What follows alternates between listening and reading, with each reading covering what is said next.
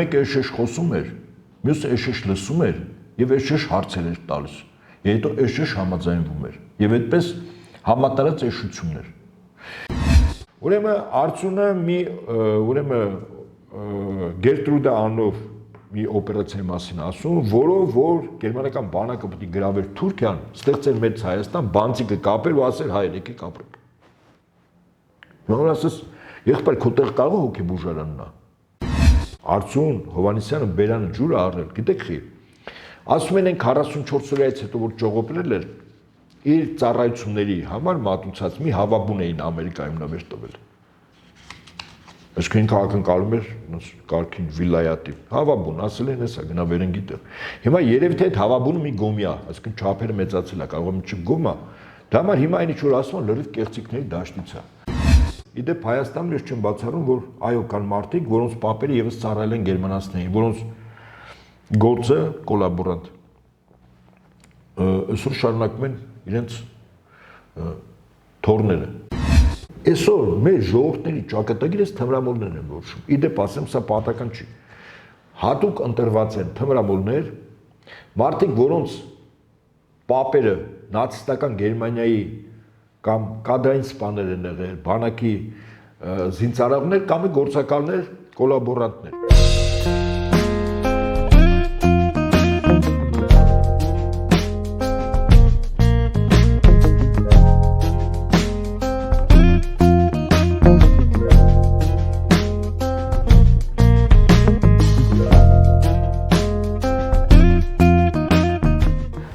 Իրավունք TV տաղավարում հյուրընկալել ենք ռազմական փորձագետ Պայծառազորի գնդապետ Հայկ Նահապետյանին, շնորհակալություն պարոն Նահապետյան հրավերն ընդունելու համար։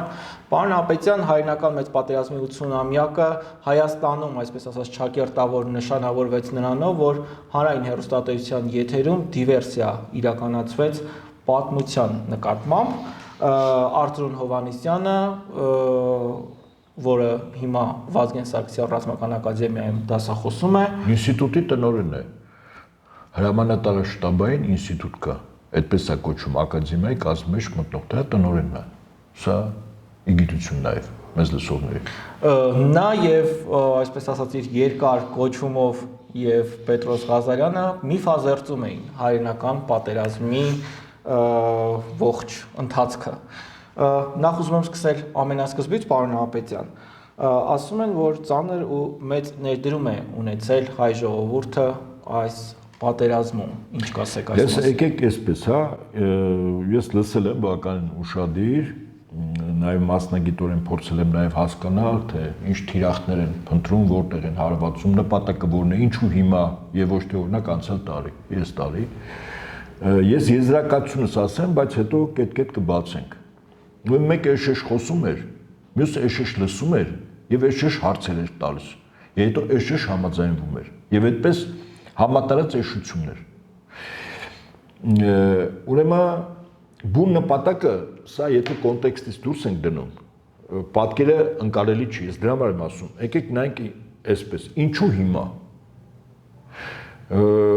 Արծրուն Հովհաննիսյանին մենք անհիշելի ժամանակներից գիտենք, չէ՞, 44 օրյայում, հա, իր պահվածքը, մարդը որտեղ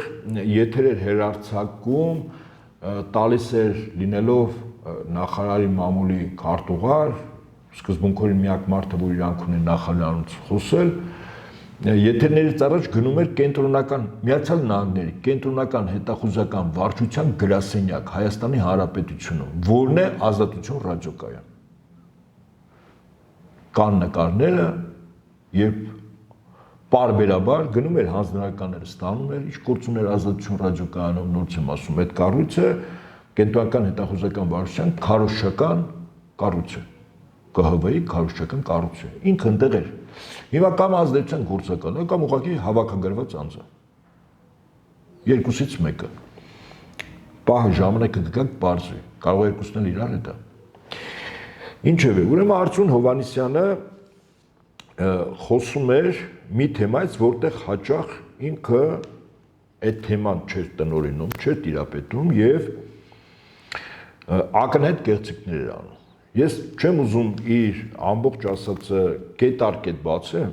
Բայց այդտեղ կարևոր կետեր Ես ասեմ, հա, դա կբացենք, լավ, եթե դուք ցանկանում եք, բայց ես ուզում եմ, որ նաև մեզ լսողները հասկանան, ինչու հիմա։ Սա մտնում է Փաշինյան Նիկոլի կողմից վարվող մի քաղաքականության տրամաբանության մեջ, որն է։ Փաշինյան Նիկոլը գնում է Ռուսաստանի Դաշնություն, մայրաքաղաք Մոսկվա, մայիսի 9-ին մասնակցելու, ոչ թե ներկա գտնվել, մասնակցելու այն հաղթանակի 80-ամյա զորահանդեսին, որի իրավունքը մեր պապերը նվաճել են նաև արյան գնով։ Ուրեմն առաջին իսկ պահից կեցվածք է դրսևորում։ Այսինքն իր արեմեցյան եւ թուրք-ադրբեջանական տերերին ասում է, ես ստիպված եմ գնում, բայց ես ձերն եմ։ Հիմա մի 2-3 օրինակ բերեմ։ Բոլոր այդտեղ պետությունների ղեկավարները նստած իրենց վրա կրում են Գեորգիևյան ժապավենը։ Սա ցուցիչ է։ Ինքը չի կրում։ Երկրորդ հատուկ կեցվածք ինքնիշխան գլխարկ է դնում։ Փափախ։ Հա, սա պատա, այսինքն սա գիտեք ոնց տարանջատվելու, հա, բոլորը առանց գլխարկեն, ինքը գլխարկով է։ Բոլորը ստրուկ են, ինքը ինքնիշխան է, հա։ Ուրեմն բոլորը ծառայում են ռուսներին, Ռուսաստանին եւ Վլադիմիր Պուտինին։ Ինքը միայն Ալիևի եւ Էրդողանի տակն է։ Վերևից է Ռիչարդ Մուրը։ Այնքան Ռիչարդ Մուրը ասենք այդ մարդը հրաժարական է տալու։ Բրիտանիայի արտաքին մի վեց հետախուզության ղեկավարը, հա, որտեղ քաղաքականությունն է փոխվում, հա, Բրիտանիայի կողմից դա մեր փոխվում է։ Հիմա երկրորդ կարևոր փաստը ԱՊՀ երկրների եւ ոչ միայն, բայց առաջին հերթին զինվորական ստորաբաժանումներ են Կարմիր հրապարակով անցնում։ Իդեպ ասեմ, մեր ժողովրդի ներդրում այդ հաղթանակի գործում այնքան անուրանալի է, որ որպես ցուցիչ Բերլինի գրավումը ինքը համարվել է պատերազմ անցած անձանց եւ ստորաբաժանումների լավագույնների ընտրությամբ պատերազմող երկրի մայրաքաղաքի գրավում։ Այսինքն էլիտան է գնացել Բերլինի, ամեն մեկին չեն թողել իդեպ ասում։ Եվ հայերը բացառիկ իրավունք են ունեցել միակ հայկական ազգային դիվիզիոնը մասնակցել, այլ հանրապետություններից ազգային դիվիզիոններ չեն։ Ցուցիչն եմ ես ասում, Թավային դիվիզիան մասնակցել է։ Եվ այո, Ռայխստագի պատերի տակ բարել են հայերը եւ այդ տեսագրությունը այո արվել է։ Հիմա ուրեմն Փաշինյան Նիկոլը փաստացի որևիցե ձևով այդ զորահանդեսին մասնակից չէր, ինքը հանդիսատես էր, կողքից։ Այնպես ինչպես երկրի ղեկավարները նստած էին, ինքը եւս այդպես մի քիչ անկյուն քշված, հա, այդպես խռոված բալիկի նման, իրեն բանի տեղ չէին դրում, միգուցե եւ հատուկ էր այդ արհամարանքը, որտեվ ինքը վաստակել է իր գործերով, բայց այնուամենայնիվ ինքը Հայաստան երկիր է ներկայացնում, իսկ Հայաստան երկիր ներկայացնելուց եւ ճիշտ է եւ արժանի է, որպեսզի հայկական զինուժի մի ստորաբաժանում քայլեր։ Մերը չկար, ադրբեջանականը կար, հա։ Սա եւս ցուցիչ է։ Հիմա ուրեմն Փաշինյան Նիկոլը հայնական պատերազմի հետ կապված շնորհավորանքներին հայնական պատերազմ չի ասում։ Համաշխարհային պատերազմ։ Կարծես թե հայնական չի եղել, էլի։ Հայաստան հայ ժողովուրդը համաշխարհային պատերազմի մեջ չի եղել։ Մենք հայնական պատերազմի մեջ արևմուտքին էր ցիտում, որ արևմուտքը Հիմա նայեք, այսինքն մի նարատիվ է հիմա գնում, որտեղ արևմուտքը, մասնապես այս պահին Միացյալ Նահանգների նախագահը փորձում է վերաիմաստավորել եւ վերափոխել համաշխարհային պատերազմի հաղթողների իրավունքները։ Մայիսի 8-ը ինքը մտցնում է որպես այդ հաղթանակի օր։ Ինչու է մայիսի 9-ը, ամսի 9-ին է կապիտուլյացիոն փաստաթուղթը ստորագրել, բայց ամսի 8-ին հանդիպում եղել է, իդեպ ասեմ, Դեյնիցը, Ծովակալ եւ Էյզենհաուերը երկուսով։ Ինչ-որ փաստաթուղթ են ստորագրել։ Ստալինը դրա մասին իհարկե իմացել է։ Ոնց առանց խորհրդային միության աբսուրդ է, չէ՞ դա։ Երկուսով ոնց կարող են եւ բնականաբար ամսի 9-ին է։ Հիմա ստորագրվել կապիտուլյացիոն փաստաթուղթը, որտեղ գերմանական կողմից ցամաքային զորքերի հրամանատար կետերն է ստորագրել գեներալ Ֆեldմարշալ։ Արծուր Հովհաննիսյանն ասում էր այդքան էլ կարևոր չի եղել այդ ստորագրությունը, որովհետև ներկայացված չեն եղել դեմքեր։ Դե հիմա Արծուր Հովհաննիսյանը սկզբունքորեն հեղինակություն չի, բայց ինչև է։ Ես փաստ եմ արձանագրում, հա։ Եվ այդ 9-ն է համարվում, որտեվ այդտեղ ներկայ են եւ Ֆրանսիայի ներկայացուցիչը, եւ Բրիտանիայի ներկայացուցիչը, եւ Խորհրդային Միության, եւ Միացյալ Նահանգների պարտվող կողմն են, այդտեղ հայտնի խոսակցությունը, երբ Ֆրանսիայի ներկայացուցիչը մտել է, քետերը զարմացել է, դիմելով Ժուկովին ասել մենք իրանց էլ ենք պարտվել Ֆրանսիային, հասկանալ է, չէ՞, թեգնանքի ցավը կսկիցը այդ մարդը Ֆրանսիան երկու շաբաթ դիմադրեց ու հանձնվեց էլի։ Հետո կոլաբորանտ կառավարությունը օգնում էր նացիստական Գերմանիային։ Հիմա սա ինչի համար եմ հիշում։ Այսինքն նայում ենք մի շարք տրամաբանական շղթա է, որտեղ Փաշինյանը փորձում է մտնել Միացյալ Նահանգների ներկայիս վարչակազմի հայրենական կամ համաշխարհային պատերազմի արդյունքների հաղթանակի օրակարգի մեջ։ Հաշվի առնելով, որ աման նախագահի համար Փաշինյան Նիկոլ գոյություն չունի, որպես այդպեսին, իր սխալ կեցվածքի, նախընտրական շրջանում դեմոկրատների պաշտպանելու եւ այլն,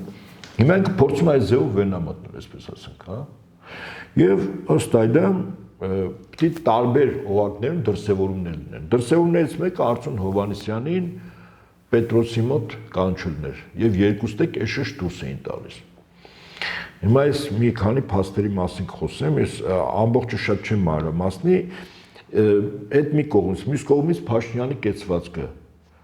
հայրենական պատերազմի մասին չասել ոչինչ, Մոսկվա գնալուց այդպես պահել, ռուսական կողմը ակնհայտ այդ իր կեցվածքին համարժեք արձագանքեց, եթե չեն սխալվում այդտեղ հերոստանգերության լրագրողը այդպես շփոթեց այդ կեպկայով Ադրբեջանի նախագահի հետ։ Թեև Ադրբեջանի նախագահը երբեք կեպկա չի դրել, այսինքն մենք ընդունենք, որ դա կոնկրետ կանխամտածված ասվեց, պատական չէ։ Եվ դրա շարունակությունը Արծուն Հովհաննիսյան Պետրոս Ղազարյան գլուխարտուկոցին եւ Դամսի 9-ին ընդ որում հետաքրքիր է, հա, միֆերը կոտրելուն, այսինքն հիմա պարզում է, որ ամբողջ երկրորդ համաշխարհային, որի կարևոր էլեմենտը հայնական պատերազմն է, որտեղ երկրորդ համաշխարհային չի ավարտվել հայնական պատերազմի ավարտվել, պատերազմը շարունակվել է, չէ՞։ Կորեա, Ճապոնիա, հա, Չինաստան, իդեպ, այսինքն պատերազմը երկրորդ համաշխարհայինը մայիսին չի ավարտվել, հա։ Կապիտուլյացիան Գերմանիան ստորագրել է, բայց հետո երկրորդ համաշխարհայինի Գերմանիա դաշնակից պետությունները, չէ, մասնակցել նրանց դեմ կռիվ ա գնացել։ Եվ ըստ այդմ Փաշինյանի մեղմ ասած ամբողջ ուշքի միտքը, որպեսզի Միացյալ Նահանգներում ուշադրություն դարձնեն, որ տեսեք Հայաստանի ղեկավարությունը այո գնահատում է, որ ԱՄՆ նախագահը ճիշտ է, իրականում դուք եք այդ հաղթանակի առողջի բաժին կրողը, հա, մենք գտնում ենք, որ Ռուսաստանը այդքան էլ լավ չի։ Արծուն Հովհաննիսյանն ուղղակիորեն ասում է, որ ամերիկյան տեխնոլոգիաներն ու զին տեսակներն են հաղթել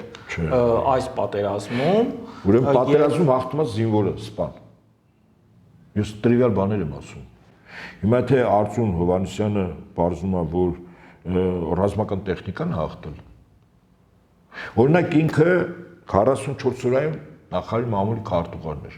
Այդ մեր ինչն էր պակաս այդ ռազմական տեխնիկայից, այդքի պարտվեցինք։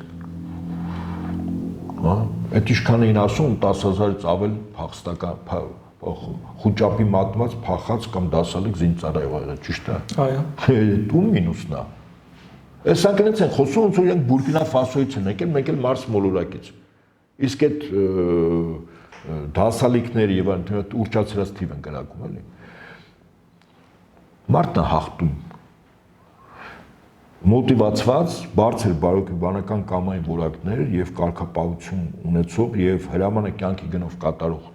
զինծառայողը, լինի դա զինվոր շարքային, թե սպա, թե ավակ սպա, թե գեներալ, առաջին։ Երկրորդ, պատերազմը ինքը process է, այդ process-ը լավ վարող պրոֆեսիոնալ զինվորականներ, որոնք իրավիճակը համարժեք են գնահատում եւ զորքերի կառավարումն են ճիշտ իրականացնում, ամենակարևորը զորքերի կառավարումն է, որը մեր մոտ բարդակ էր 44-ին որոշ տեղերում, որը դարձավ նաև ուժեկի առումով մեր նահանջի ինչ որտեղ նաև պարտության հիմնական պատճառներից մեկը։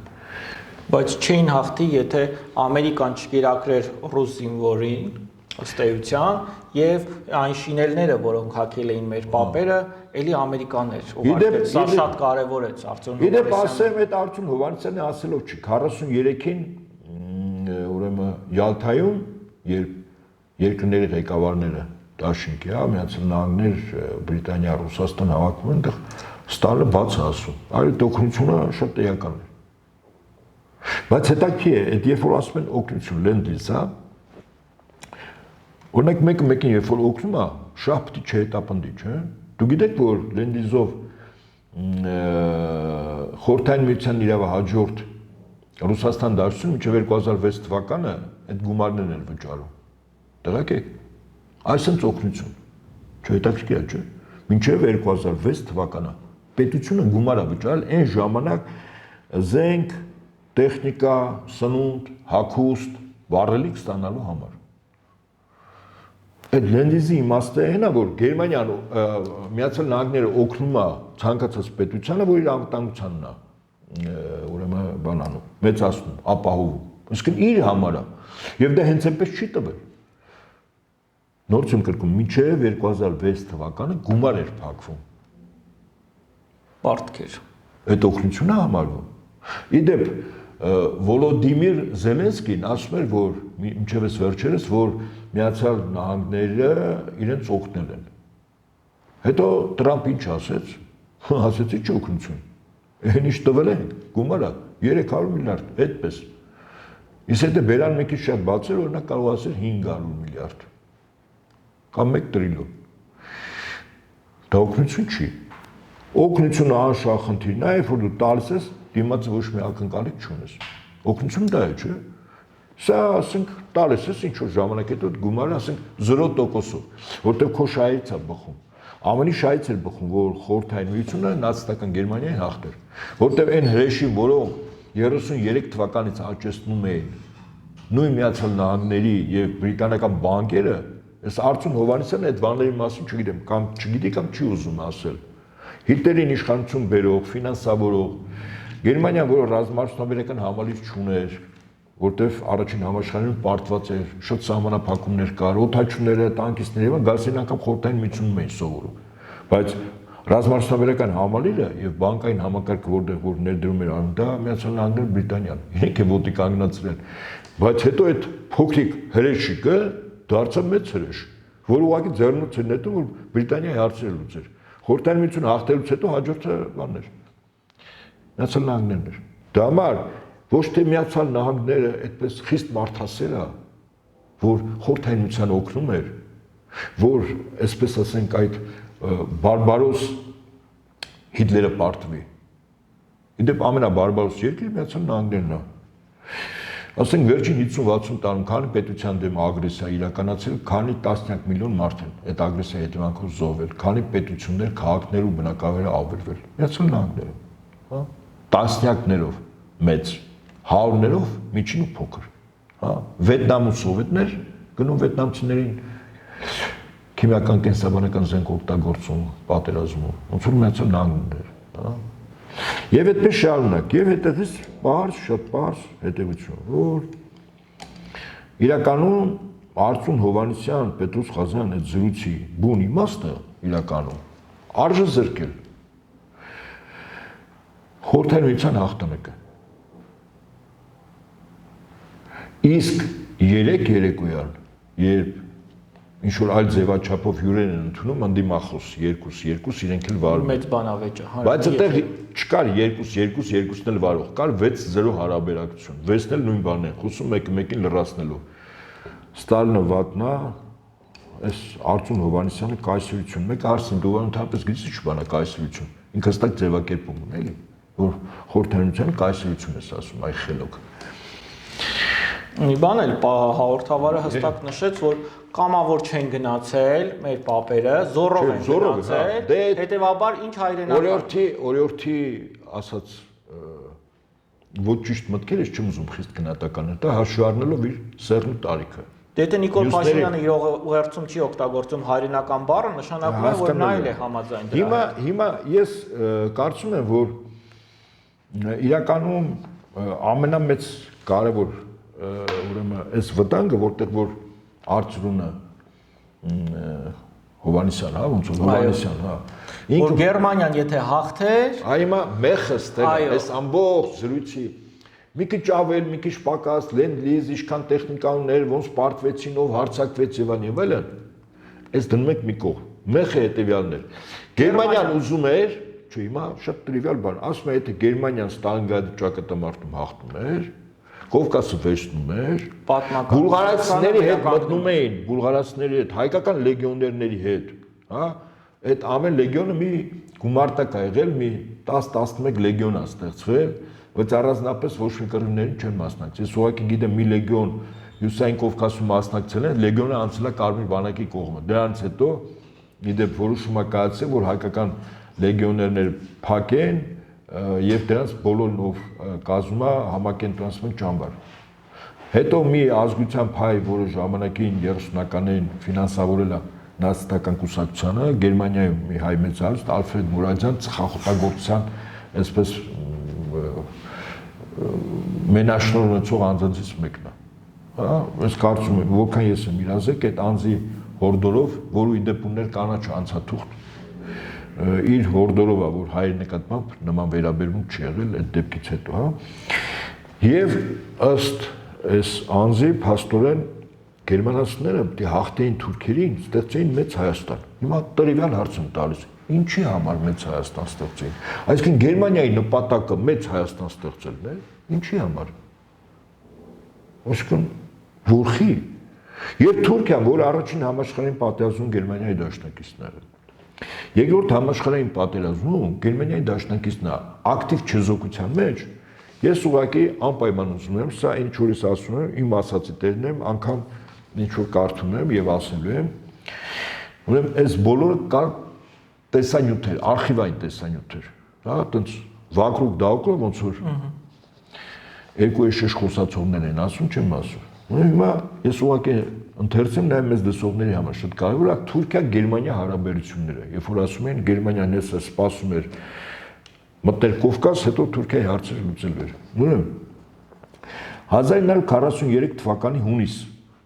Խարկովի շրջանում Կուրսկի ճակատամարտից 2 շաբաթ առաջ Թուրքիայի գլխավոր շտաբի սպաների պատվիրակությունը ծանոթանում է գերմանական ռազմական տեխնիկայի տանկերի նոր նմուշներին։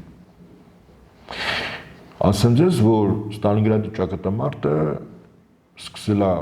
42-ի օգոստոսին, ավարտվել է 43-ի փետրվարի 8-ին։ Հիմա սա 43-ի հունիսն է։ Իսկ Ստալինգրադի ճակատամարտից հետո։ Մինչ այդ իր գաղտնի նստավայր Ռաստենբուրգում Հիտլերը անձամբ ընդունում թուրքական պատվիրակության ղեկավարին, կրկնում 43 թիվ հունիս,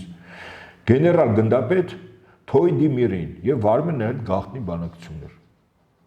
Այսինքն այն Թուրքիան, որին որ պիտի նվաճեր, մեծ Հայաստան ստեղծեր։ Ես փաստեր եմ ասում։ Հիտլերի հրամանով գեներալ ֆոն Մանշտեյնը թուրքական պատվիրակության համար կազմակերպում է տանկային ուսումնական վարժանքներ, որը պետք է լիներ Կուրսկի ապագա ճակատամարտի իմիտացիան։ Թուրքերը առանձնապես տպավորված էին գերմանական Տիգր տանկերից եւ ծանր ականանետերից։ Վարժանքների ավարտից հետո ճաշի ժամանակ գեներալ գնդապետ Թոյդիմիրը իր հիացմունքն է հայտնում գերմանական տեխնիկայի որակի վերաբերյալ եւ Մանշտեյնին ցանկանում հաղթանակ տանել սպասող ճակատամարտում։ Խոսքը Կուրսկի ճակատամարտի մասին է։ Նորից եմ կրում 43 թիվ հունիս։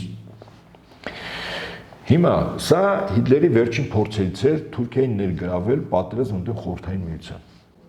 Մեղմ ասած։ Ըստ Արծրունի թուրքերը թույլ էին, հիմա կասենք, կտրել կասենք։ Ուրեմն Արծունը Գերտրուդա անով մի օպերացիայի մասին ասում, որով որ գերմանական բանակը պետք է գրավեր Թուրքիան, ստեղծեր մեծ Հայաստան, բանտիկը կապեր ու ասեր հայեր եկեք ապրեք։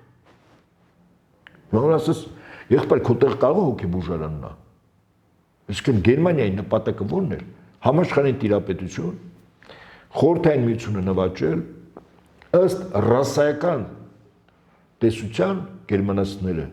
իրենց համարում էին արիական ժողովուրդ եւ բաժանել են բոլոր ժողովուրդներին 3 կատեգորիա։ Առաջին արիացիներ, որոնց անվանում էին ռամիկներ։ Ուրեմն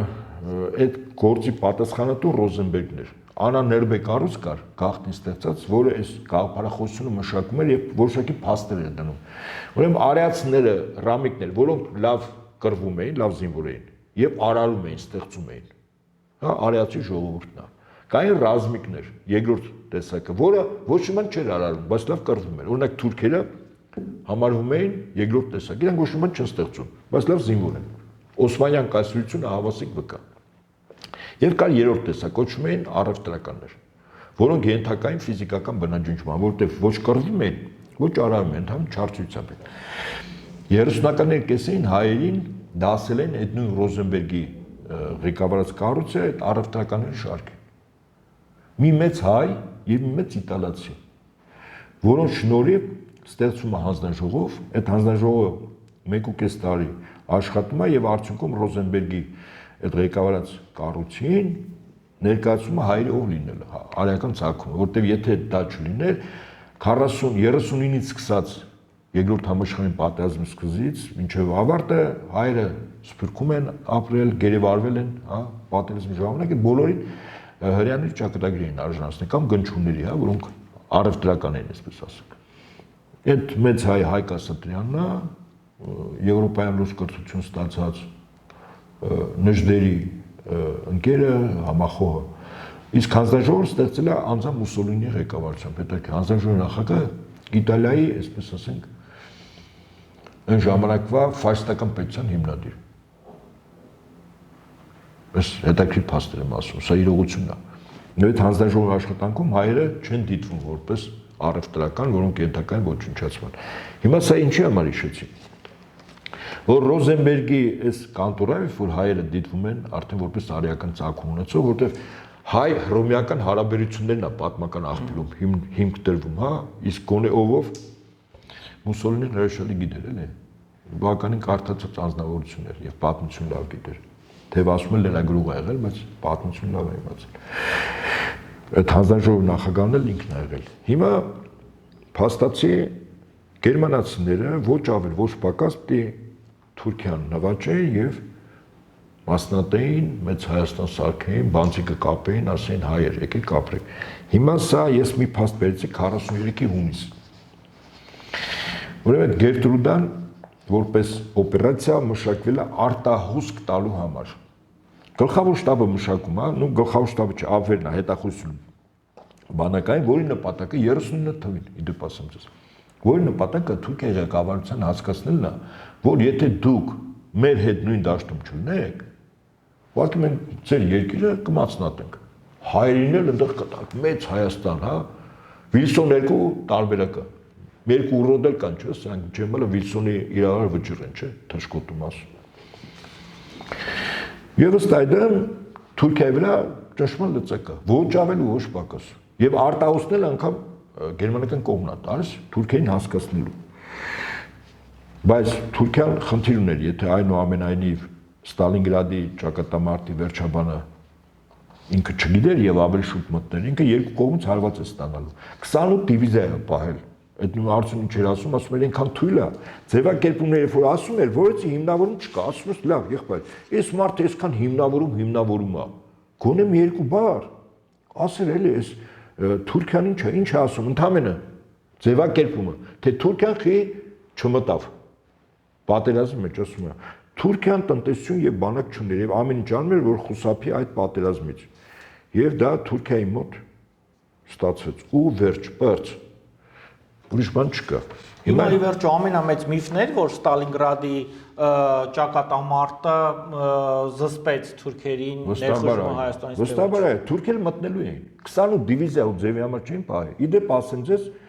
Հիտլերը ակնկալում էր Թուրքիան միլիոնանոց բանակ։ Երկրորդ ճակատ բացելու խնդիր կար։ Եթե Թուրքիան միլիոնանոց բանակ,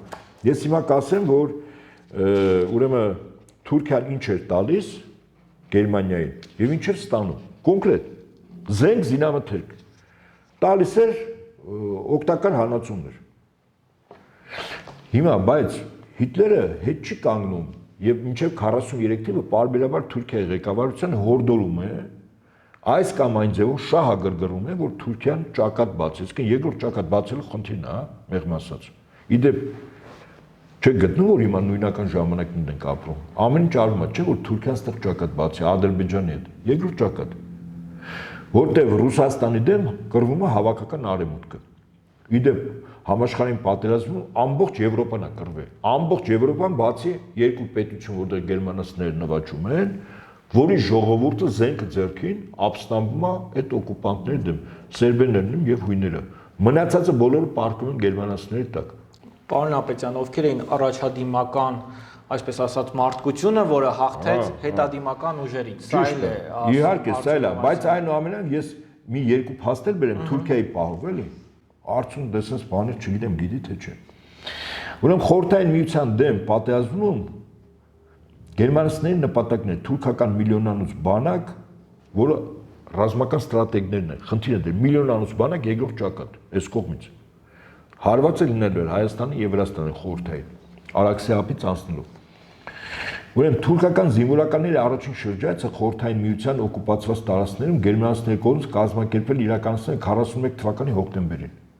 Գերմանացիք ասում են թուրքին, ասում են, եկեք տեսեք ոնց ենք հաղթել, ոնց ենք ջարդել, որտեղ թուրքական պատվիրակությունը Էրքելետ Փաշայի գլխավորությամբ այցելում է օկուպացված Օդեսա, Նիկոլաև, Պերեկոպ եւ Տիրասպոլում գտնվող ռումինական բանակի հրամանատարական կետը։ Թուրքերի ամենամասշտաբային այցը տեղի ունեմ գերմանացիների կողմից Սևաստոպոլի գրավումից հետո 42 թվականի հուլիսի վերջին։ Թուրքական կառավարական պատվիրակությունը Ղրիմ է բերվում Հիտլերի անձնական ինքնաթիռով։ Տեսնում ես ինչ թշնամություն է, հեսա Հիտլերը գրավում է Թուրքիան։ Բայց պարզվում է անձնական ինքնաթիռը տալիս, ասում հալ մի հատ ժողովրդին բերեք։ Տեսեք, ես Սևաստոպոլի համար որտեղ լուրջ մարտեր են լինում, գրավում են։ Ասում տեսեք, այսինքն իր հաղթանակի արդյունքներն է ցույց տալիս, համոզելու որ վերջին հաշվով ես եմ ուժեղել, այստեղ ասողը ես եմ։ Ճիշտ է։ Եվ շարունակությունը։ Բացի Թուրքիայի արտաքին գործերի նախարարության բարձրաստիճան պաշտոնյաներից այդ պատվիրակության կազմում լինում են Թուրքիայում ամենաազդեցիկ 12 թերթերի սեփականատերը եւ գլխավոր խմբագիրները։ Դիտելով Սևաստոպոլի ավերակները պատվիրակության ղեկավար Սարպերը շնորհակալություն է հայտնում գերմանական եւ ռումինական զինծառայողներին սովետական զորքից Ղրիմ ազատագրելու համար։ Շարունակությունը։ Թուրքական պատվիրակության խնդրանքով վերջիններիս ցույց է տրվում մսկիթը եւ Բաղչասարայում խանի պալատը։ Այդտեղ տեղի ունեն գերմանական հատուկ ծառայությունների կողմից ընտրված Ղրիմի թաթարական համայնքի կամ Ղրիմի թաթարներ կամ թաթարական համայնք ներկայացուցիչների եւ թուրքական պատվիրակության հանդիպումը։ Թաթարական համայնքի ներկայացուցիչները թուրքական պատվիրակությանն են նվիրում ձեռագործ զենք եւ հին արհեստների տնայնագործական արտադրանքներ։ Տեղի բնակիչների բեմադրված հանդիպումներ տեղի ունենում Ալուկայում, Ալուշտայում, Յալթայում, Գուրզուֆում եւ Սիմեզում, որտեղ թուրքական պատվիրակության ներկայացուցիչներին պետք է համոզեին նրանով, որ Ղրիմի մուսուլմանական համայնքի ոչինչ չի սպառնում։ Այն, որ Հիտլերը դեռ 41 թվականին էր հրամայել, որ Ղրիմը գրավելուց հետո տեղի բնակչությանը պետք է ոչնչացնել բոլորին, այդ թվում նաև մուսուլմաններին, եւ թերակղզին բնակեցնել միլիոնավոր գերմանական գաղութարարներով, թուրքական պաշտոնյաներ որը մեկը չէր հայտնել։ Չգիտեին։ Չնայած գերմանացիների հնարքների եւ Ղրիմում ճոխ ցուցադրություններին Թուրքիան այդպես էլ չորոշեց հարձակվել խորհրդային միության վրա։ Հիմա հարաբերությունները Թուրքիայի համագործակցությունը Գերմանիայի հետ սահմանափակվել առևտրով, գերմանական ռազմական տեխնիկան Թուրքիան ստանալով փոխարենը Գերմանիայի ուղղակում գերմանական արդյունաբերության համար կարևոր ընդերքային նյութեր, այդ թվում նաեւ խրոմ եւ վոլֆրամ։ Վերջ։ Էսի այն Թուրքիան է, որտեղ Հիտլերը առավոտից երկուն քնում զարթում, մտածում թե ոնց է գրավելու Թուրքիան, մասնատի բուլղարների հետ որ վերականգնի պատմական մեծ Հայաստանը։ Եվ հիմա այն ձեր հարցին, որտեղ դուք տվեցիք, թե ըստ որի Արծուն Հովհաննիսյան կոչեցյալը գնդապետի ուսադիրներով միֆեր է կոտրում, էլի։ Մեկը լինի լավ, պահը գալու է քարեր հավաքելու ժամանակ 44 օրը մտածում եմ ասել։ Յորոպա օպերացիային եք ուզում անդրադառնալ, պարոն Ապետյան։ Ես ավելի խիստ բաներ չեմ ուզում ասել, որովհետև այնուամենայնիվ որոշակի նստվածք ունեմ այդ առումով, ավելի լավ չխոսեմ, հա։ Եվ հիմա մարդկության առաջադեմ հաղթանակը։ Ով է այդ առաջադեմ եւ հետադիմական ուժերը ինքը ասում է, այդ նույն արդյունը, որ դա ուրեմն նացիստական Գերմանիան է, հա։ Ֆաշիստական, հա ճիշտ է, ֆաշիզմը կամ ֆաշո բառը Մուսոլինի ժամանակ Իտալիայում եղել, ճիշտ է, որոնք էր նշանակում, հա։ Նացիզմը ազգազգայնականություն Գերմանիայում է ծնվել եւ ճապոնական միլիտարիզմը։ Բայց Արծուն Հովհաննիսյանը բերանը ջուրը առել, գիտեք խի։ Ասում են 44 օրից հետո որ ճողոպրել էր իր ծառայությունների համար մատուցած մի հավաբուն էին Ամերիկայում նվեր տվել։ Այսինքն քաղաքակալում էր կարգին վիլայատի հավաբուն, ասել են հեսա գնա վերեն գիտեր։ Հիմա երևի թե այդ հավաբունը մի գոմյա, այսինքն չափերը մեծացել է, կարող է մի գոմա։ Դա համար հիմա այնի ինչ որ ասում են լրիվ կեղծիքների դաշտից է։ Ուրեմն պարզում է որ երկրորդ համաշխարհայինում մի կողմում եղել են Գերմանիան, Իտալիան, ըստ իր ասելու, հա, եւ Ճապոնիան։ Հիմա ես շատ հակիրճ եւ արագ ասեմ, թե Գերմանիային եվրոպական որ երկրներն են օգնել։ Իդեպ իմ գնահատական հետեւյալն է, որ մայրցամաքային Եվրոպան բոլոր անխտիր բացի երկու պետությունից, որոնք գերմանացիները նվաճել են, բուլղարների հետ իդեպ դա Հարավսլավիաներ, Սերբիան եւ Հունաստանը։ Մնացածը Գերմանիայի տակ են պարկած եղել։ Բոլոր ամբողջ Եվրոպան իդեպ հիմա նույնն է կատարվում Ռուսաստանի դեմ։ Մի տարբերությամբ, որ եթե ժամանակ կար մի առանց Բրիտանիա, Ամերիկա, որը Հիտլերի դեմ էր, իրան շահերից ելնելով, ոչ թե որ Ռուսաստանին կամ Սովետին շատ էին սիրում, հա, կամ Ստալինին։ Ապա հիմա այդ առանցքը մինչև Տրամպի ընտրվելը ամբողջովին աշխատում էր հավաքական Եվրոպայի հետ։ Ուղղակի հիմա Տրամպը կարող են ենթադրել գլոբալիստների դեմ, կարող են ենթադրել գլոբալիստների բերացնա, որտեղ հիմա ոնց որ ինչ որ բաներ չի ստացվում, ինչ որ բաներ կարող է բացվի, հա։ Բայց փաստը մնում է փաստ, որ Բրիտանիան ամբողջովին մայրցամաքային Եվրոպայի հետ է, չէ՞ սոր Ռուսաստանը։ Հիմա ես ասում եմ 39-45 թվականներին որ երկրները եւ ինչպես շատ հագիրճ եմ ասում, որտեղ ժամանակը այդքան շատ չի, ինչպես են օգնել գերմանացիներին։ Եվ այսպես 42 թվականին Սևաստոպոլում Գերմանիայում Ճապոնիայի դեսպան գեներալ Օսիման այցելում է 35-րդ մարկոցը, որը վերջին դիմադրության սահմաններ Խերսոնեսում խորհրդային բանակի, հա, դեսպան հետ էին նաև Ֆինլանդիայի, Հունգարիայի, Սլովակիայի, ուշադրություն դարձրեք։ Ֆինլանդիայի, Հունգարիայի, Սլովակիայի, Իտալիայի, Իսպանիայի ներկայացուցիչները եւ Ռումինիայի Միխայ առաջին թագավորը։ Այդ ամենը նկարահանվել է պետք է ցույց տվել օկուպացված տարածքներում գտնվողներին, որոնք պետք է համոզում են, որ ամբողջ Եվրոպան Գերմանիայի հետ է։ Բոլշևիզմի դեմ խաչակրած պատերազմում եւ համակերպվեին նոր կարգի հետ, որը գերմանացիները Հիտլերն էր դնում։ Քարոզչական այդ այցելությունները կատարվում էին ֆյուրերի հրամանով մեկ նպատակի համար՝ ստանալ մարդկային նյութական նոր ռեսուրսներ ոչնչացնելով խորհրդային միությունը։ Ինչու՞ սա 42 թիվ եմ ասում, հա, որտեվ Բլիցկրիգը ցախողվեց։ Լուրջ կորուստներ ունեցան գերմանացիները։ Հիմա ինչա պետք մարդկային եւ այլ ռեսուրսներ, չէ՞։ Իսկ այդ մարդկային եւ այլ ռեսուրսները Եվրոպան են, չէ՞։ Ինչպես ասում են դե հիմա անցեք դասարան։ Եվ այսպես Արևելքում գերմանական բանակի մարդկային հսկայական կորուստները Գերմանիայի ռազմաքաղաքական վերնախավի համար ամբողջովին անսպասելի էին։ Չեն սպասում Բլիցկրիգում, որ այդքան քամեն, հա, ինչպես ասում են, ինչը Մոսկվայի մատուցներ բերելը, ինչը Լենինգրադի մատուցները։ Ռուսաստանի դեմ պատերազմում առաջին 6 ամիսների ընթացքում զին անձնակազմի ընդհանուր կորուստները կազմեցին 830,000 մարդ գերմանացի։ Շատ դիվիզիաներ կորցրեցին իրենց անձնակազմի 30-50%-ը։ Հիտլերը չէր սպասում սրան։ Այսը կռիվ չանող, հələ այդ ժամանակ լենդիզ չկա, իդեպ ասեմ։ Լենդիզը հետո է լինում։ Բայց դու պատկերացնում եք, այդ ոչինչ չիմացող, չկռվող, չգիտեմ, տեխնիկա չունեցող, պարսատիկով, ռագատկով կռվող սովետական բանակը 830,000 մինչև ատամները զինված սպառազեն ուրեմն գերմանացիներին այսքան մարդկային կորուստներ։ Հաջորդը գերմանական բանակի ցամաքային զորքերի շտաբպետ գեներալ գնդապետ Ֆրանց Հայտելի խոստովանությամբ հսկայական կորուստները պայմանավորված են ռուսների կատաղի եւ համար դիմադրությամբ։ Ըստ մարդիկ մտածում են պատերազմը բանա տեխնիկայի, փողի, հետախուզության կռիվ է, չէ։ Պատերազմը մարդու կռիվ է, մոտիվացված մարդու։ Հիմա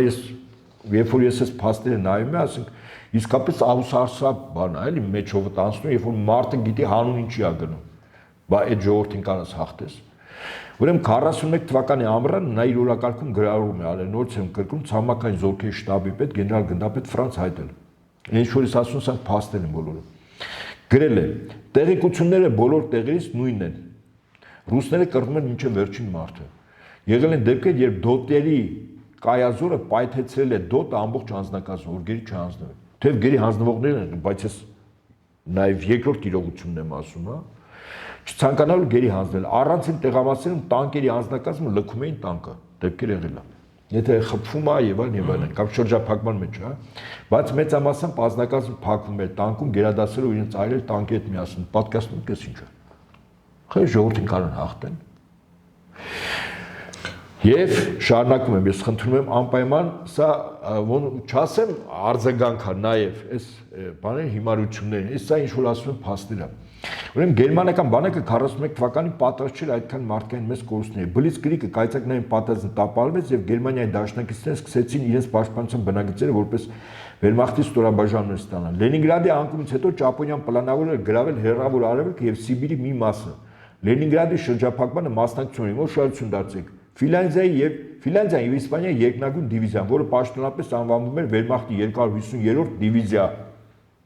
որի հրամանատարն էր Ֆրանկոյի մտերիմ գեներալ Մունյոս Գրանտոսը։ 41-ի աշնան այդ դիվիզիան առաջին անգամ Նովգորոդի մոտ ռազմական բախման մեջ մտավ սովետական զորքերի հետ։ Դիվիզիայի ռազմական բախումների ժամանակ առավել մարտունակ լինելու հանգամանքով պայմանից հրամանատարը անձամբ Հիտլերի ձեռքից ստանում է բարձրակարգ պարգև։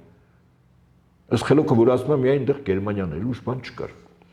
Սովետա-գերմանական ճակատում ամբողջ պատերազմի ընթացքում երկնագույն դիվիզիայի կազմում կռվել ավելի քան 50,000 զինվոր։ Հիմա ուշադրություն։ Ստալինգրադի ճակատամարտը, որը տեղի ունեցավ 42 օգոստոսին մինչև 42 փետրվարի 8-ը, Գերմանիայի հետ խորհրդային բանակի դեմ մարտնչում էին։ Հիմա ուշադրություն։ Ռումինիայի, Իտալիայի, Հունգարիայի բանակները, բանակ է, ստորաբաժանում չէ,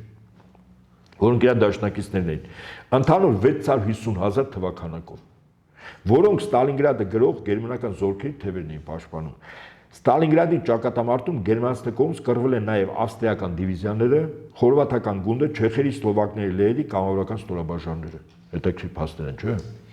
Նորվեգիան, Պորտուգալիան Գերմանիայի ուղարկում նաև զինվորական նշանակության պահածոներ։ Իրանք հիմնականում անձնակազմ չէին տալիս։ Գերմանիայի հետ համագործակցող բոլոր պետությունների համար խմիչք։ Այս գործողություններին մասնակցել են նաև Ուկրաինայի շինարարական գումարտակ։ Այսքան առանցին ստորաբաժանումներ մի բանա, բանակները, դիվիզիաները ուրիշ բանա։ Ուրեմն Պաուլոսին շրջափակումից ազատելու մարտին մասնակցել նաև ֆրանսիական կամավորները։ Գերմանիայի կարևոր դաշնակիցներից են նաև ֆաշիստական դիկտատուրա հաստատած Խորվաթիան։ Հիմա Խորվաթիան շատ կարևոր բաներ է, որովհետեւ մենք հիմա զուգահեռ ինչ է կատարում Ռուսաստանի եւ հավաքական արևմուտքի միջեւ։ Եվ ուր են տանում արցուն կոչեցյալները։ Ուրեմն Խորվաթիան ուշտասների կազմակերպությամբ ֆաշիստական դիկտատուրա էր։ 41-ի հուլիսին Խորվաթիայում հայտարարում է զորակոչ, որպեսզի նաև կամավորներ գնան ճակատ, որոնց շուտով կազմավորվում է թիվ 360 ուժեղացված գունդը։ Հավատարմության երթումում են տալիս է Հիտլերին։ Ուրեմն պատերազմի ընթացքում տասնյակ հազարով խորվաթներ ծառայում են ոստիկանություն եւ SS-ի հատուկ ստորաբաժանում։ 42 թիվ արևելյան ճակատ է ժամանում խորվաթական օդային լեգիոնը, որը պետք է մարտնչեր Տագանրոգի, Պոլտավայի, Սևաստոպոլի, Մարիուպոլի մոտ, որոնք ոչնչացնում են սովետական մոտ 300 ինքնաթիռ։ Պատկերացնում եք, չէ՞, ինչ ռեսուրս է մտնում։ 41-ին խորվաթական օդային լեգիոնը մասնակցում է Կրեմինչուկի եւ Կիրովոգրադի մոտ մողու մարտերին։ Հետո տեղափոխվում է Ստալինգրադ։ Այսինքն խորվաթները, այդ հայտնի գունդան մի դեպք, շատ մարտունակ եւ շատ մոտիվացված։ Հաջորդը ես որպեսզի շատ բան չանեմ, հիմա ոստիկաններ համակենտրոնացված ճամբարներում տալիս են ոստիկաններ Ֆինլանդիայից, Էստոնիայից եւ Արևմտյան Ուկրաինայից բենդերականները։ Այդ ոստիկաններ օրինակ միայն 84,000 ռազմագերի, որոնք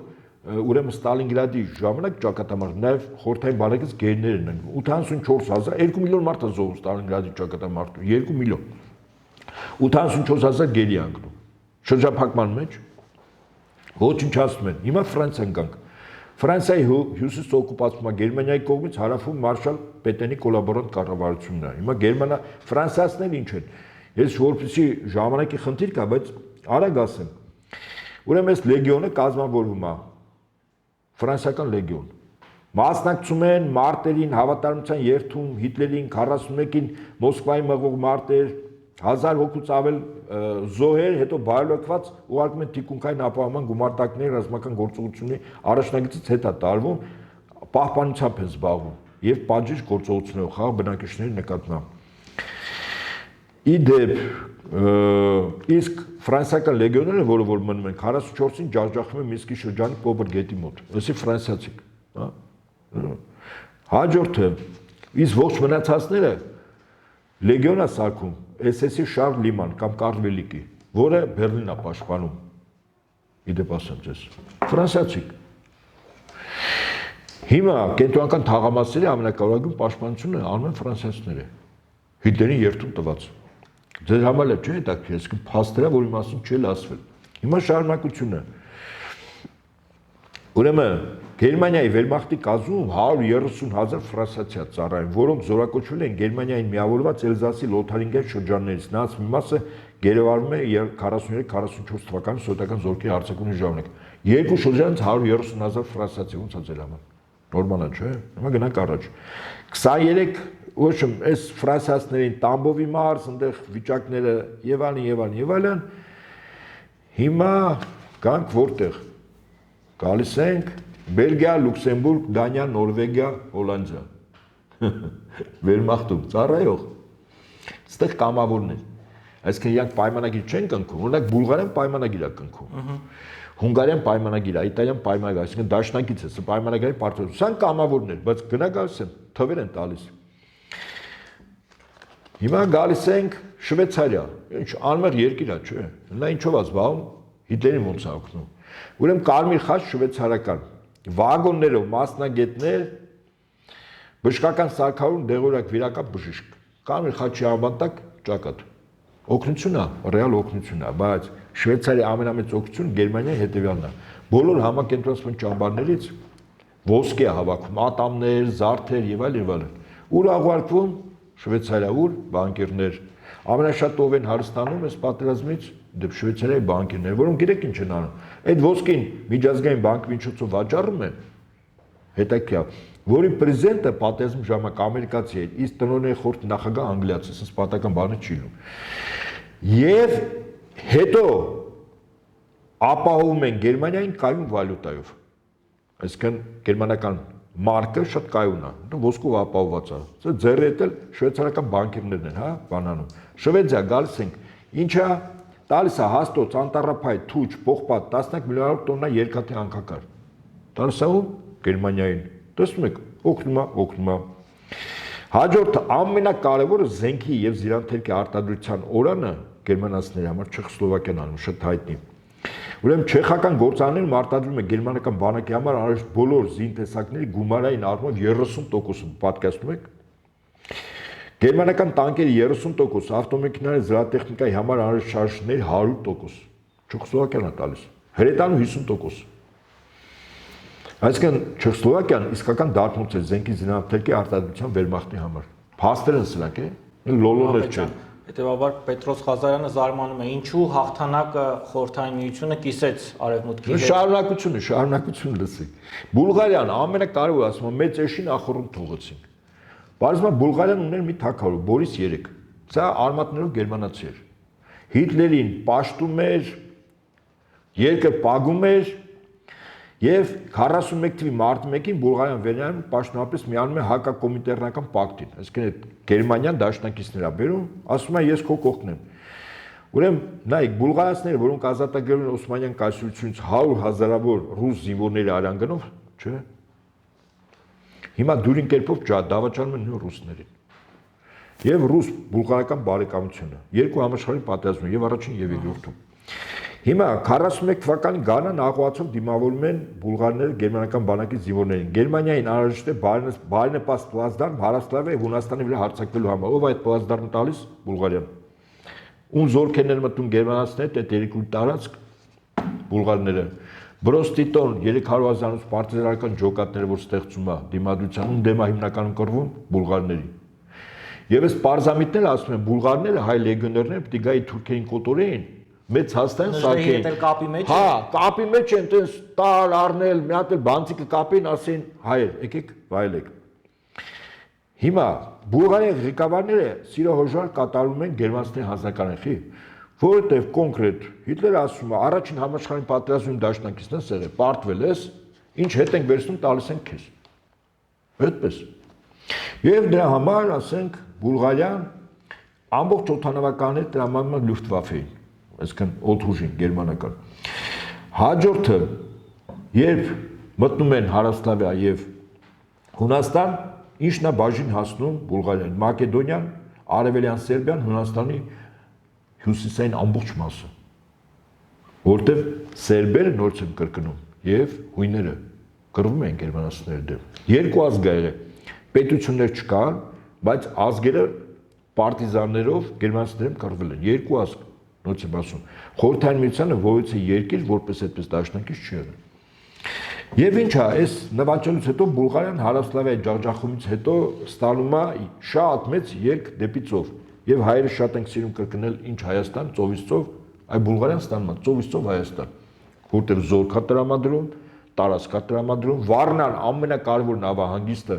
որով գերմանացիները օգտագործում են նավահանգիստը Խորհրդային Միության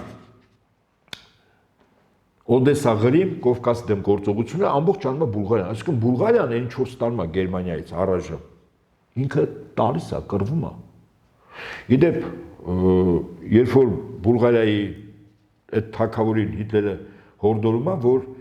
առավել խիստ բաժիշ գործողությունները դուք տանեք Հունաստանում եւ Հարավսլավիայում, որտեղ ճակատներում, արևելյան ճակատը, այսինքն Խորհրդային Միության դեմ ճակատում զորքերի պահանջ կա, ասում են no problem, ամբողջ ռեսուրսով մի քանի 100,000-ով սկսում են բաժիշ գործողություններ, որ գերմանական բանակը այդ տարածքներից դուրս է բերում դեպի արևելյան ճակատ, ասել այդ Բուլղարիան, հա։ Հետո Բուլղարիան 44 թվականին, երբ Խորհրդային Միության զորքերը մոտենում են Բուլղարիայի սահմաններին, կտրուկ փոխում է քաղաքական ընթացքը, միանում է հակահիտլերյան կոալիցիային։ Այսպես, այսպես մի օրվա մեջ։ Ճիշտ այնտեղ խաղեր ա տալիս, Ստալինը իմանում է, որ պիտի պատժի 72 նավ են Վառնայում գերմանական, բուլղարները արդեն միացած այս հակահիտլերյան կոալիցիային պայթեցնում են, որը որ սովետը պիտի վերցներ այդ նավերը։ Ադմիրալ Կուզնեցով կա զեկուցում է Ստալինին, որ բուլղարները լինելով մեր այսօրվա դաշնակից պայթեցել են 72 նավ։ Թե մեջ ինչքան զենք զինամթեր կա Աստված գիտի։ Թվում է թե Ստալինը պիտի պատժեր, բայց մենք ճարը խորագետ ա լինում, էլի։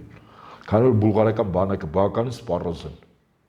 պատրաստված, մոտիվացված, պիտի կռվեր գերմանացիների դեմ, ասում է, աչքերը փակում է, ինչպես ասում են։ Ոչ տեսել է, ոչ տեսել է, եւ այդ բանակը դեպի գերմանացիների դեմ, հա։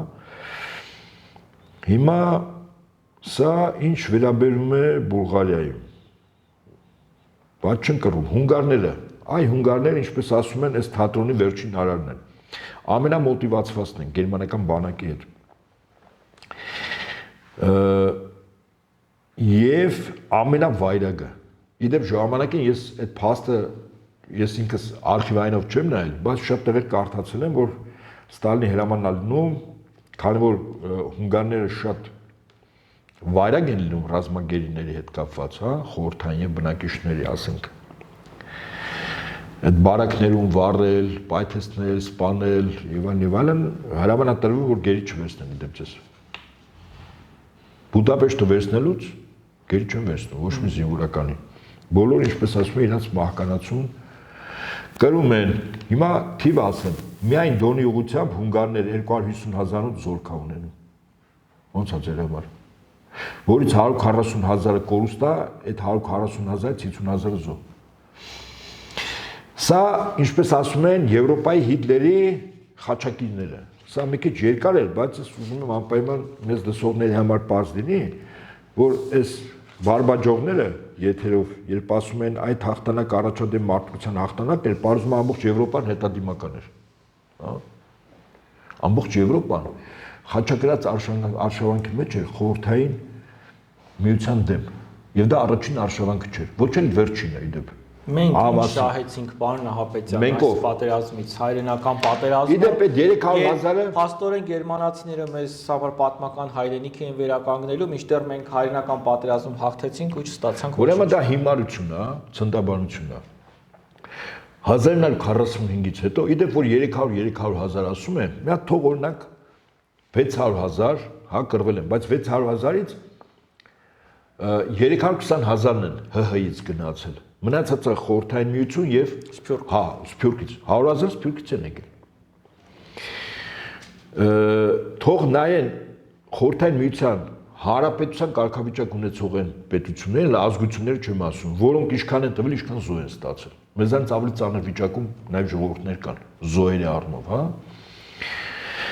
Իսկ սա նշանակում է, որ 45 թվականից հետո մինչև 1991 թվականը քանի տարի անում 46 Հայաստանի Հանրապետությունում առնվազն 2 սերունդ խաղ ապրել է։ Երբեք չի մտածել, որ գլխին կարող է միտեղից աղյուս ընկնի կամ օտարը մտնի քո տուն, քեզ թալանի սպանի բռնաբարի եւ այդպես շարունակ։ Աշխատանք, զարգացում, ապահովություն, կրթություն, գիտություն, արտադրություն 2 սերունդ ապահով ապրել է։ Խորհրդային միության կազմում։ Հիմա սրանք շատ են ասում, որտեղ այստեղ հաց, այստեղ կաց, 2 սերունդ իրանց սկզբունքով։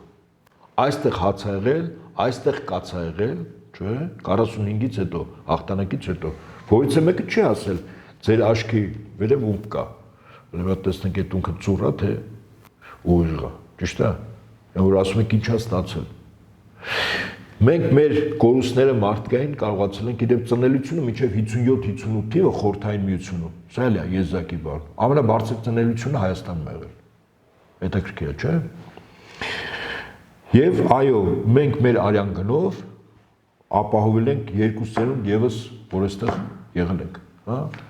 Ի տարբերություն դեղ, որ մի քանի 100 տարի եւս մեկ հաղթանակ Արցախում։ Եվ այո, հիմնական այդ հաղթանակը կերտողները ոչ թե այսօրվա լեզվի մարզանքով զբաղվողներն են, եթերներ մտնողները, այլ խորհրդային տարիներին հայրենասիրության դասեր ստացող հայրենիքի համար, որոնք իրականում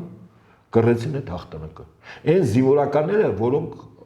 խորհրդային միության բարձրագույն ռազմական ուսումնական հաստատություններն էին ավարտել, գեներալներ, բարձրաստիճան։ Ես միշտ ասել եմ, ադրբեջանական բանակը մինչև 91-92 թիվը խորհրդային բանակից առավել ամենաբարձր պաշտոն կոչում ունեցող անձը, որը որ իրաց ոնց ծառայել է, դա եղել է ուրեմն Անդրկովկասյան ռազմական օկրուգի, որ հիմա կոչվում է Հարավային ռազմական օկրուգ Ռուսաստանի, թիկունքի գծով հրամանատարի տեղակալ գեներալ-մայոր կոչվում։ Մեր մոտ եղել է, իսկ խորհրդային միությունը այդ տարիներին հզոր էր իր ցամաքային զորքերով, ճիշտ է։ Ցամաքային զորքի շտաբի պետ գեներալ այն ժամանակ լեյտենանտ Նորադ Տեր Գրիգորյանց։ Էլ չեմ ասում մի ամբողջ աստղաբույլ է եկել այստեղ։ Եվ դա խորհրդային տարիների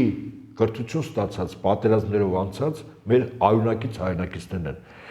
որոնք այս հաղթանակը կռեցին նաև այն մարդկանցով, ովքեր հայրենասիրություն այդ մարդկանց համար որպես դաստիարակություն, ավանդույթների ուժով մեր ընտանիքներից ստացած դա դատարկ հնչյուններ ու վերացական հասկացություններ չէր։ Այ հաղթանակը մենք կռեցինք, այո։ Իսկ հիմա այսպես ասած բանով հեղափոխական, մարդու իրավունքներ, դեմոկրատիա, ինչ-որ օտարի ձեռքին կառավարչական գործիքակազմով այդ հաղթանակը, ինչպես ասում են, նվիրեցին մեր ոչ բարեկամ երկրին, Ադրբեջանին եւ իր դաշնակիցներին, Թուրքիային եւ Բրիտանիային։ Իդեպ ասեմ, նորմալ իշխանությունների ժամանակ 92-93 թվականին Թուրքիան 3 անգամ Հայաստանի վրա փորձել է հարձակվել ուղղակիորեն 3 անգամներ Ռուսաստանն է կանգնեցել դա ապացուցված փաստ է վերջինը կարող եմ ասել 93 թիվ հոկտեմբերի 1 շատ լավ գիտեմ որ ժամանակ ես Արթիկի բրիգադում էի ծառայում հրամանստացան Թուրքիան անցնելու էր Արաքսը տանկերով առանձնապես հակատանկային միջոցներ չունենք եւ այլն Եվ ռուսները կանգնացրեցին, Ռուսաստանը կոնկրետ։ Մի անգամ Շապեշնիկովի կոշտկեցվածքն ա եղել Ելցինի եւ Գորբաչովի։ Ելցինի եւ Գրաչովի, Գորբաչովի ասի։ Պարոն Ապետյան, ամփոփելով մեր զրույցը, ի վերջո այս Արծրուն Հովհաննիսյան օպերացիան հաջողվեց թե ոչ եւ արդյոք Արևմուտքը դրանով շնորհակալ պիտի լինի Հայաստանից եւ աչք փակի նրա վրա, որ Նիկոլ Փաշինյանը ինչքան էլ վատ կեցվածքով, բայց այնուհանդերձ Կարմիր հրապարակում էր։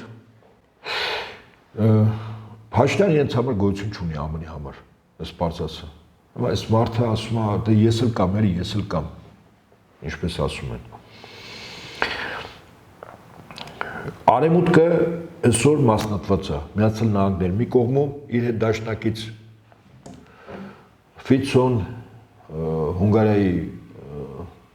նախագահ, որոնք դաշնակիցն են ներկայիս ԱՄՆ-ի իդեմ գլոբալիստների։ Հան գլոբալիստները այսօր թմրամոլներ երեք մի տեսանյութ նայեցինք ակնհայտ էլ այս պատկերացնում եք Այսօր երկրների ժողովուրդների ճակատագիրը եւս դեգեներատները գնում են այդ թմրամոլների մոտ ինչ որ բան մուրալու։ Անկախ ծովից ծով Հայաստան են երևի։ Երազախապությամբ են տարապում որոշ տխմարներ կան։ Ցույց տվեցին տեսանյութը, նստած է Ստարմերը, Բրիտանիայի վարչապետը, Ֆրանսիայի նախագահ Մակրոնը եւ Գերմանիայի վարչապետ Մերցը։ Սեղանա, չգիտեմ ոնց պատահական կամերա է աշխատում։ Մակրոնի մոտ փաթեթ է սպիտակ, թմրանյութն է։ Մերցի մոտ այդ թմրանյութը քիթը քաշելու գործիքն է։ Երբ որ տեսնում են, այս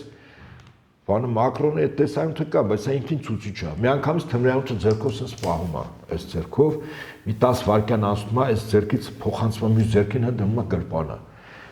Այն Մերցն էլ այդ գործիքն է պահում։ Այսինքն այսօր մեր ժողովուրդների ճակատագիրը թմրամոլներն են որոշում։ Իդեպ ասեմ, սա պատահական չի։ Հատուկ ընտրված են թմրամոլներ, մարդիկ, որոնց պապերը նացիստական Գերմանիայի կամ կադրային սպաներ են եղել, բանակի զինծառայողներ կամ գործակալներ, կոլաբորանտներ։ Իդեպ Հայաստանում ես չեմ բացառում, որ այո կան մարդիկ, որոնց պապերը եւս ծառայել են գերմանացիներին, որոնց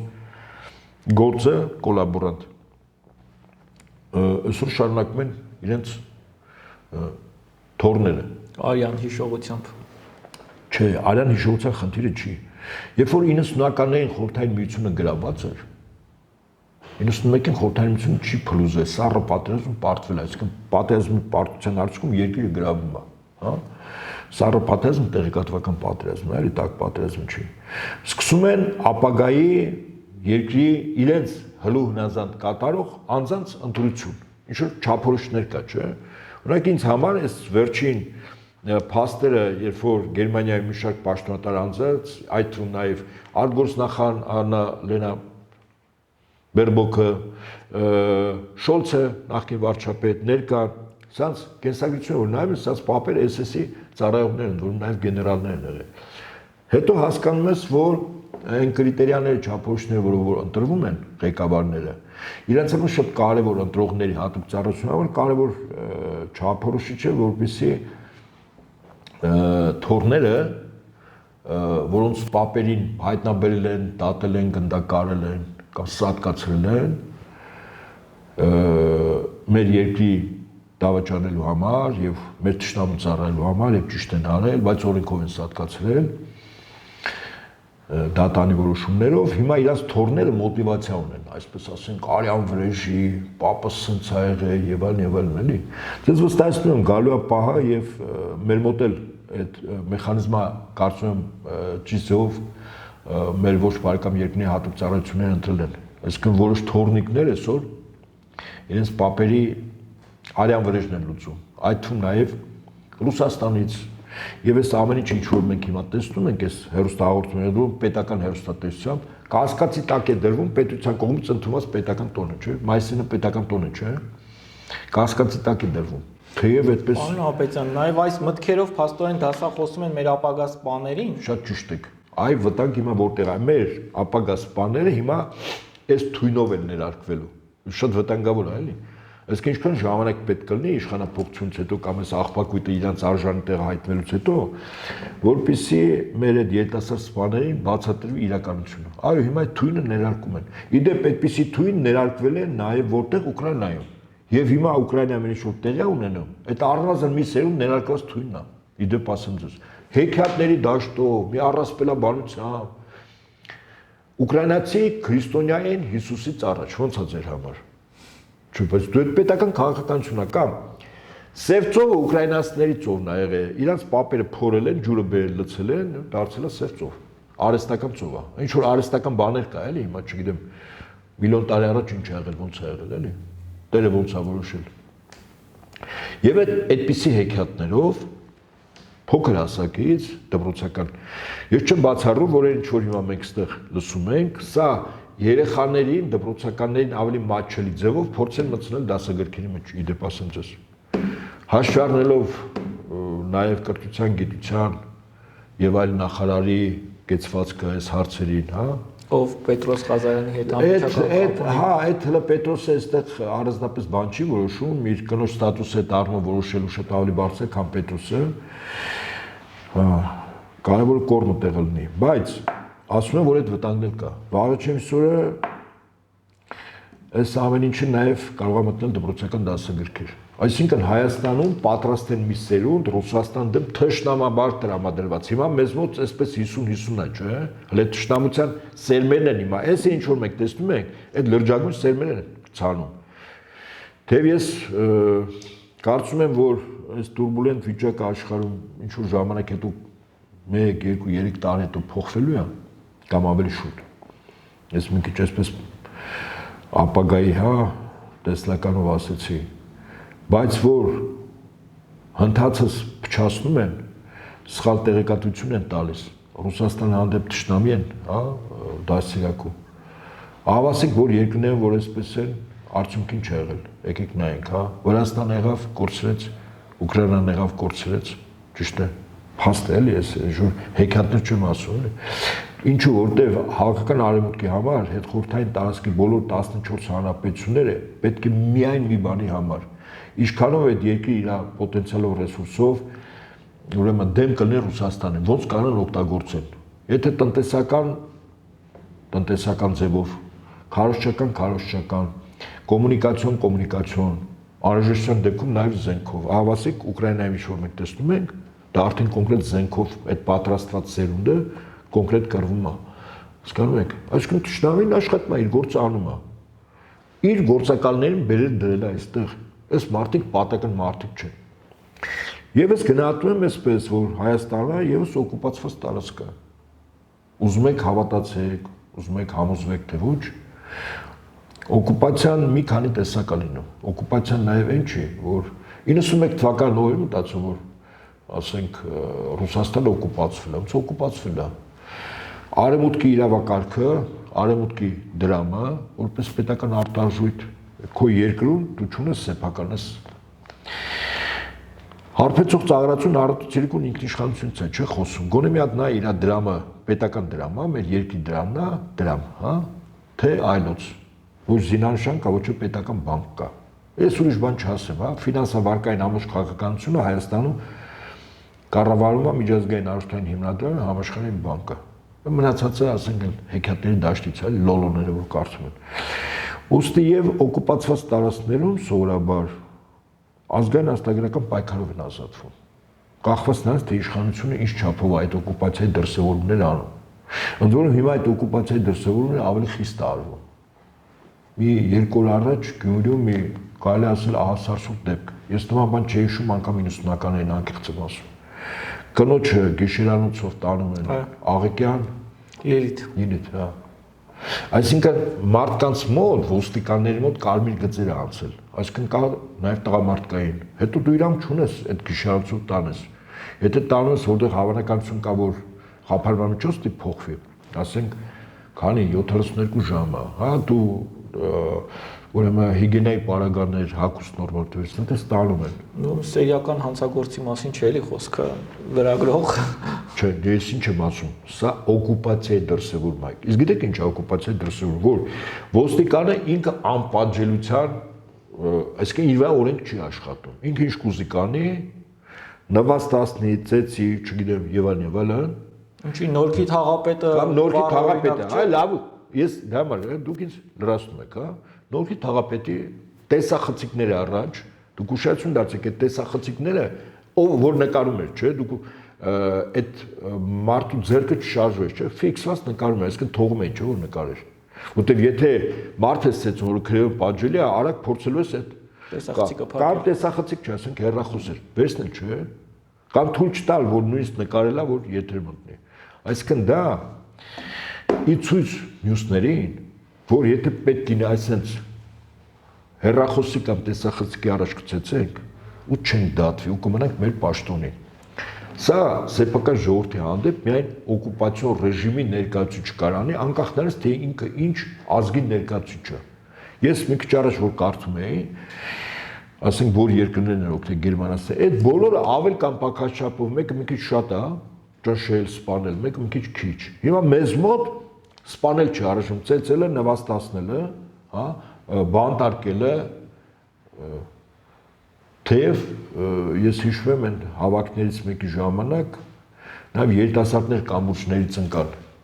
Ես հենց ժամանակ գա, ամեն ինչ կբացվի, էլի։ Պատական չեն ազգային ժողով նախագահի տեղ նստած այդ երիտասարդ մի քանի օր հետո կամուրջից ընկնում է, էլի։ Այսինքն իրականում մեր ժողովրդի ընդհանուր մի մեսիջ օկուպացված տարածքում նախ առաջին իրավիճակը պետք է համարժեք գնահատես, երկիրը օկուպացված է, թե ոչ։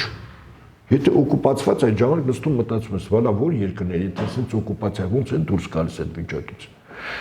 Հետո մեկը պարզում է, որ այն առաջարկներ, որ ընդդիմությունը ասում է, կոմոդ ժպիտ առաջացնում, եղբայր ասում ես։ Այս մարդիկ ընտրություններում թիվը նկարելու են, ծեծելու են, ոստիկանական հատուկ միջոցներ օգտագործելու, եթե մի քիչ ավելի ագրեսիվ եղավ ժողովուրդը, դնելու են, կրակելու են։ Վերջում էլ զոհը,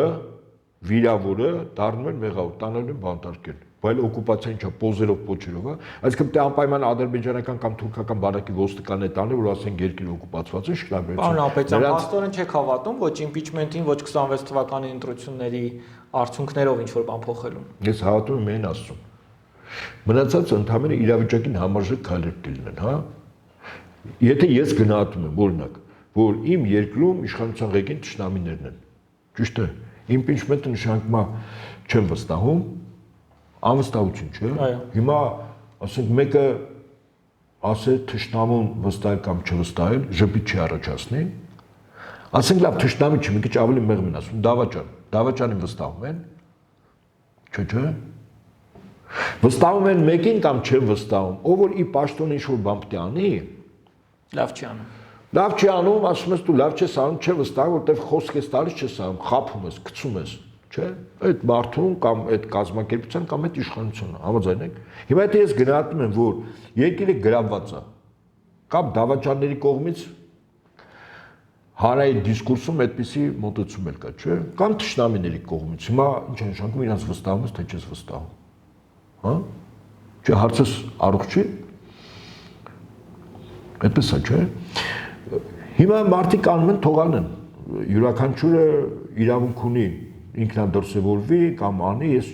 չեմ ուզում այդ դաշտը մտնել ընդհանրապես, իմ կեցվածքը ես շատ վաղուց ասել եմ եւ այս ներքաղաքական անցուդարձին առանձնապես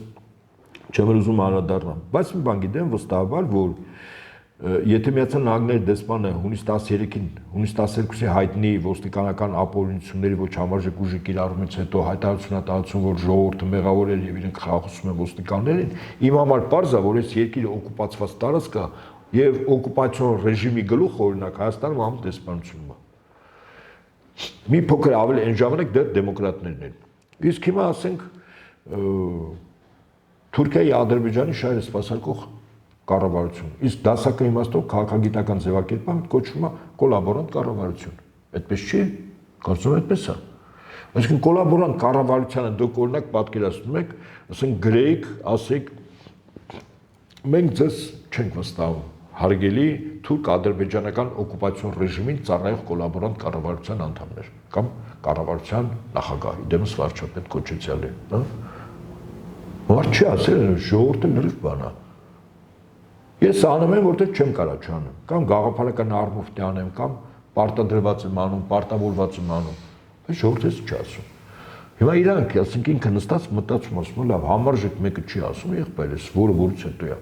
Ես շատ էլ ասենք, գեղեցիկ խոսում եմ, ստում եմ, խափում եմ եւ այլն։ Բայց դե իրավիճակը ցանկացած գործի մեջ առաջին քայլը ինչ որ բան ուզում ես փոխես, իրավիճակի համարժեք գնահատում։ Այդ իրավիճակը սխալ ես գնահատում, ցանկացած լավ գործ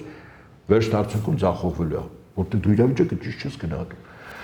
Ես դրա համար կոչ եմ անում նաև բոլոր նրանց ովքեր որ հանրային մեծ լսարան ունեն, կուսակցությունների ղեկավարներ, փորձագետներ, որոնց շատերը հետ ես մարդկային մտերմություն ունեմ, մի մասը հետ այդքան չէ, բայց ընդհանրապես մի բա իրենց եսի խղճի հետ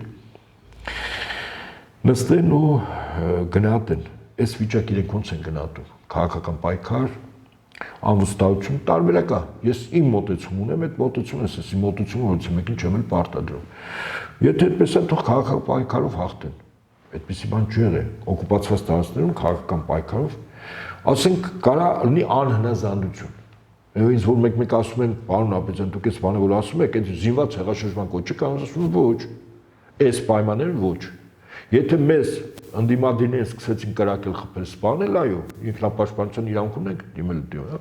Բայց հիմա մենք կարող ենք, եթե մեր ժողովուրդը քաղաքական էլիտան, հա, գնահատում է ճիշտ իրավիճակը, ասենք ենթադրենք իմ ասացի իրականությունն է, որ երկիրը օկուպացված ռեժիմում է, հա։ Քաղաքացիական անհնազանդություն, այսինքն որ մենք չենք ենթարկվում այս կառավարությանը։ Գործի չեն գնում, դասերի չեն գնում, իշտում եք փողոց։ Ոչինչ չեն կարող, իշտում եք փողոց։ Կառավարության հետ հարցը պատասխան ոնց չգնան, պարոն Նահապետյան։ Չես գնում։ Ոչինչ չես անում, իշտում ես փողոց։ Առավոտի ծիրիկուն եւ տես շուրջօրյա, մի օր, երկու օր, 5 օր, 7 օր, 10 օր չես գնում։ Այսինքն դա կեցվածքա չէ, ասում է, գիտեք ինչ արժանքում։ Ասում ես, որ ես քո իշխանությունը չեմ ընդունում, որտեղ քո իշխանությունը դա ոստիկանն է, հա, տեղական ինքնակառավարման մարմնի ղեկավարն է, քո իշխանությունն է։ Դրանց մի մասն էլ է իշտում փողոց, ասում է, ես չեմ ուզում մաս լինեմ օկուպացիոն ռեժիմի, ճիշտ է։ Եվ այդ առումով գիտեք երկու միջաստեղծություն, դրա անունը ինչա։ Երկիշխանություն։ Ներքևինները չեն ցանկանում, վերևինները չեն կարող։ Բայց ժամանակ եթե այդպես վիճակ ստեղծի, հետո նոր դասական իմաստով կնայենք այլ ժողովուրդներ, այլ պետություններ ոնց է շարունակությունը եւ այդպես շարունակ։ Շնորհակալ եմ հետաքրքրության համար։